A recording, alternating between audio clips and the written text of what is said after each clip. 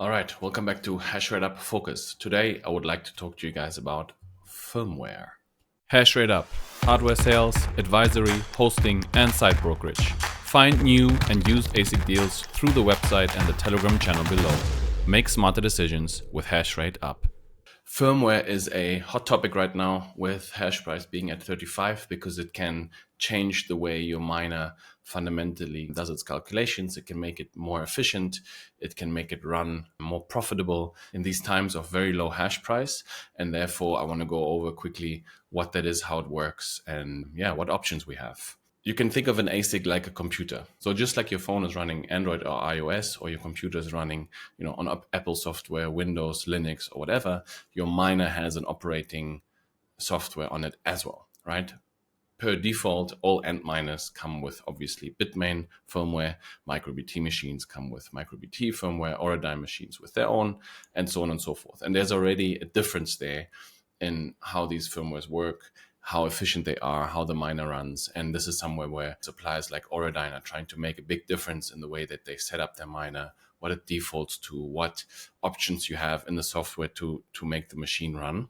But the topic today is how can we change the miners we already have, be it Bitmain or MicroBT, for instance, and make them more efficient in these low hash price environments, right? So if you have an older machine, like an M50S++, or maybe a T21 or something along those lines, even S21s are starting to get there, you might want to eke out a bit of extra profitability out of your investment. And firmware is one way to do that, right? So we have a large palette. I'm probably going to forget options, right? But the most common ones we have is Vanish, BrainsOS, LuxOS, right? And let me share my screen quickly. So here I shared my screen and we can have a look at the BrainsOS website. So this is as simple as downloading a tool and installing the firmware on your miner. Be aware you are most likely voiding the warranty on your machine if you do this, right? So definitely take that into consideration when you make this choice.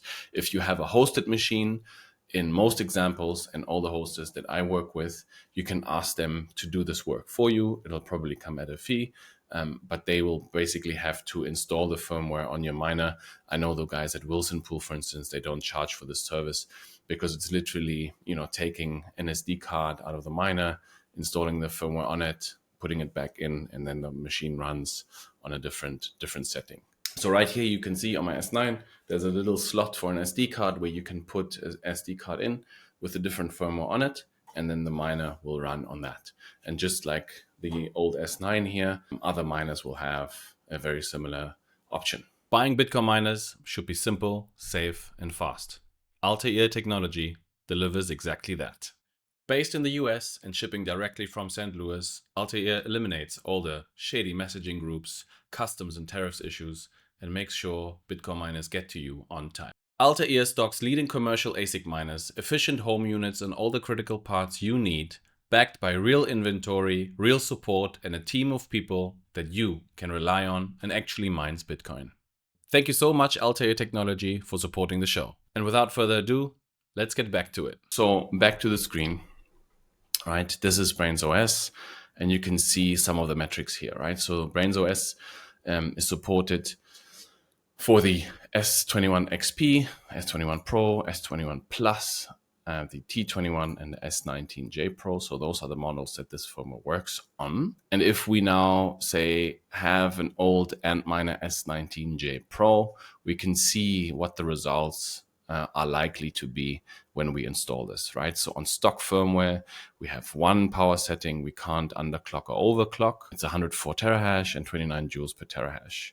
And you cannot overclock the machine or underclock it, right? This is maybe a topic for a different video and something we talked about with the Wilson mining guys on the last one, where we talked about, underclocking the machine and making it more efficient in a low hash price environment to make sure it can stay online and stay financially viable. With BrainsOS, you can now underclock and you'll get 95 terahash and you will get 9% higher efficiency, right? So the efficiency goes from 29 to 27 in underclocking mode. In overclocking mode, the efficiency drops, but you get more hash rate, right? So if hash price is up, this is something that you can do to get more revenue out of the machine and more overall profits. Or I guess less specific overall profits, but more overall volume of Bitcoin. In default, so if you don't change anything, the machine becomes 3% more efficient. So efficiency moves from 29 to 28. And the machine also produces 3% more hash rate.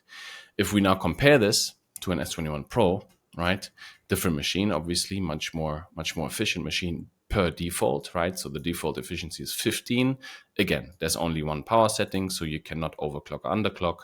And here, by default, you get 6% more hash rate, and the machine at the same time becomes 6% more efficient. Right, so it moves to 14.2 joules per terahash and makes then also a higher revenue per kilowatt hour, obviously, because these two are directly linked. You can underclock the machine, have 13% less hash rate, 2% higher efficiency, which is weird because it's more efficient in the stock mode, I just realized. But yeah, I guess this is just how the machines are built and what the effects are of the firmware. And you can overclock the machine here also, reaching 13% more hash rate with only 1% lower efficiency.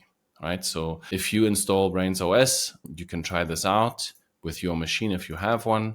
And this is obviously a very good change, right? You get a lot more hash rate for basically the same efficiency, increasing your overall revenue and therefore profits as well.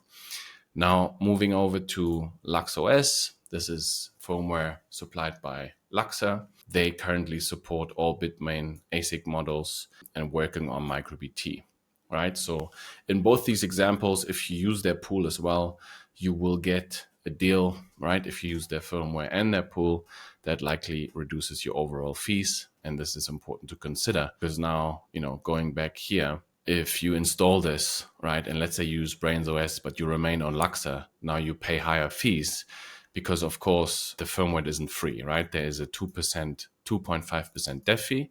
And it makes sense if you're paying this to reduce your pool fees to zero, to not increase your cost by 100%, right? Because most likely your pool fee will also be 2.5%. If you have questions about this, don't hesitate to reach out, have a conversation with me about it. Let me know what you think of this. If you want to know more and have more questions, as I said, leave a like, leave a subscription. Really helps to communicate to my sponsors also that this content is valuable to you guys. And so thank you very much. And have a great day.